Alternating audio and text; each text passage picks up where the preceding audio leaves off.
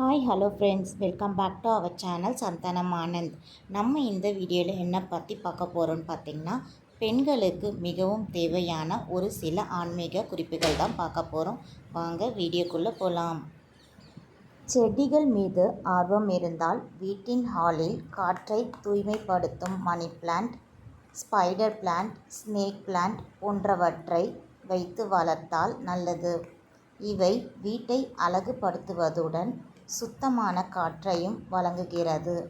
மேலும் இது எதிர்மறை சக்தியை விரட்டுகிறது. எந்த திசையில் துளசி செடியை வைக்க வேண்டும்?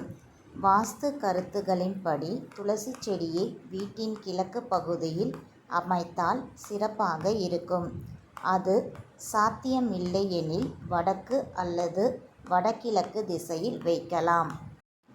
வடக்கு நீர் திசையாக கருதப்படுவதால் அங்கு துளசி வளர்த்தால் நல்ல ஆற்றல் அதிகரித்து தீய சக்திகளை குறைக்க செய்கிறது. தீராத பணப்பிரச்சனை தீர வெற்றிலை தீப ரகசியம். மாலை 6 மணிக்கு நிலைவாசலின் உள்பக்கத்தில் கிழக்கு பார்த்தவாறு ஒரு தட்டின் மேல் மஞ்சள் குங்குமம் தடவிய வெற்றிலையுடன் கொஞ்சம் கற்கண்டுகளை வைக்க வேண்டும். அதன் மேல் மண் அகலில் நெய் ஊற்றி மஞ்சள் திரி போட்டு விளக்கு ஏற்றி மகாலட்சுமி தாயை வருக வருக என 27 முறை சொல்லி வழிபட வேண்டும். இது கடன் பிரச்சனை, பணப்பிரச்சனைகளிலிருந்து விடுபட செய்ய உதவுகிறது. கேட்ட வரத்தை தரும் நட்சத்திர தீப வழிபாடு. திருவோண நட்சத்திரத்திற்கு முன் 24 நிமிடங்கள் மட்டுமே வரும் அபிஜித் நட்சத்திரத்திடம் முழு மனதோடு வேண்டினால் கேட்ட வரங்கள் கிடைக்கும் என்பது ஐதீகம்.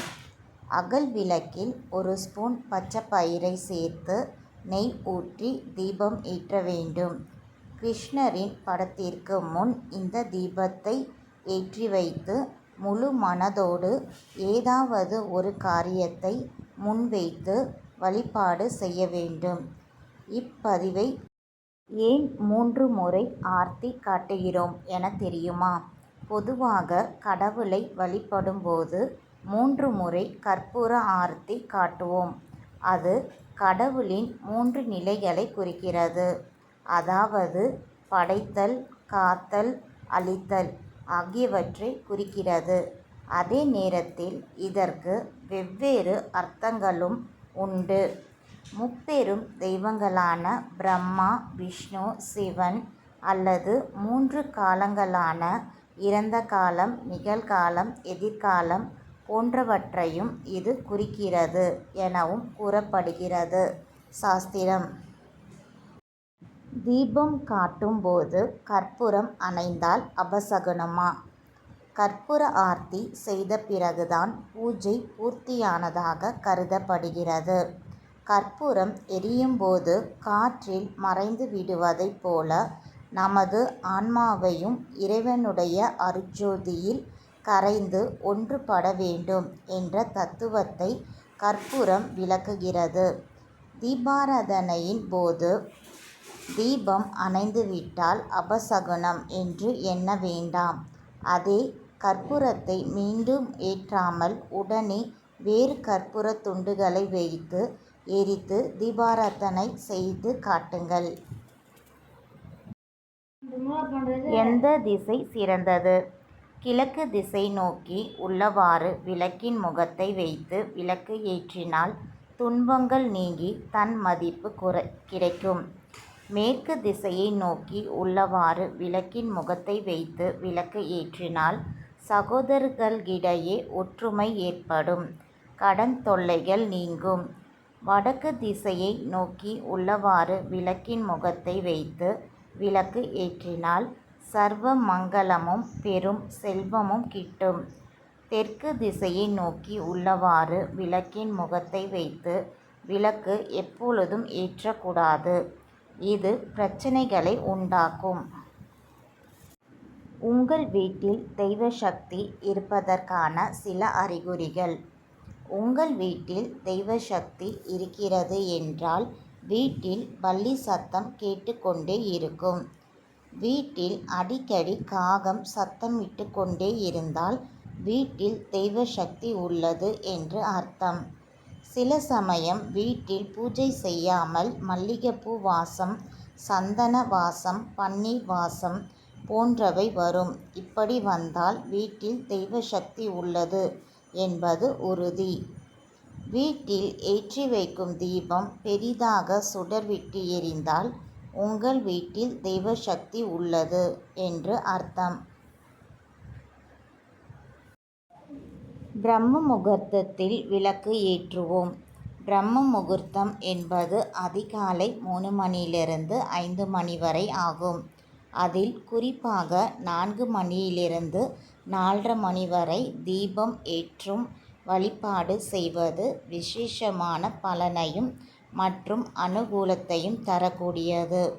ஒரு மண்டலம் பிரம்ம முகூர்த்த நேரத்தில் விளக்கேற்றி வந்தால் அவர்கள் நினைத்தது அனைத்தும் நிச்சயமாக நிறைவேறும் என்பது ஐதீகம். உங்கள் வாழ்வை மாற்றும் எளிய கிரக பரிகாரங்கள். ராகு, கழிப்பறையை சுத்தமாக வைத்தல். சுக்கிரன், தினமும் குளித்தல். சனி, பொறுமையை கடைப்பிடித்தல். புதன், செடிகளுடன் பேசுதல். கேது, தியானம் செய்தல். செவ்வாய், உடற்பயிற்சி செய்வது. குரு, பிரார்த்தனை செய்வது. சந்திரன், அதிகம் தண்ணீர் குடித்தல். சூரியன், அகம்பாவத்தை கட்டுப்படுத்துதல். ஆயுளை அதிகரிக்கும் சனிக்கிழமை விரதம். நவகிரகங்களில் சனி பகவானை ஆயுட்காரகன் என்று அழைக்கப்படுகிறார்.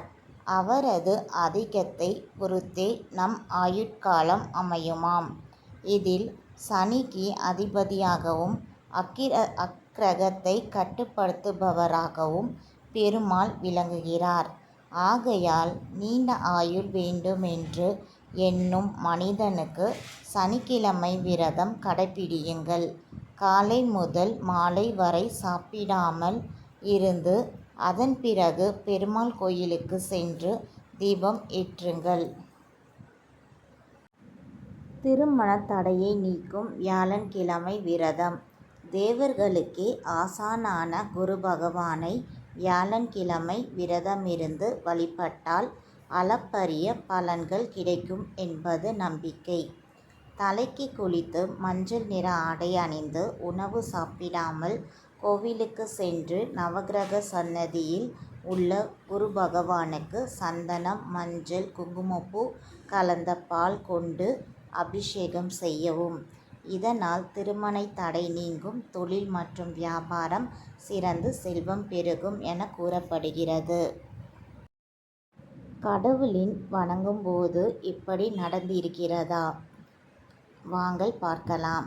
நாம் கடவுளிடம் வைக்கும் வேண்டுதல் நிறைவேறுமா என்பதை சில அறிகுறிகள் மூலம் நாம் அறியலாம். வேண்டும் பொழுது கண்களில் கண்ணீர் வந்தால் வேண்டுதல் பலிக்கும். குழந்தை அழும் சத்தம் கேட்டால் கடவுள் நிச்சயம் வேண்டுதலை நிறைவேற்றுவார் என அர்த்தம். வேண்டும் பொழுது பல்லி சத்தமிட்டால் வேண்டுதல் பலிக்கும் என்று அர்த்தம். கடவுளிடம் வேண்டும் பொழுது மணி அடிக்கும் சத்தம் கேட்டாலும் கடவுள் வேண்டுதலை ஏற்றுக்கொண்டார் என்று அர்த்தம்.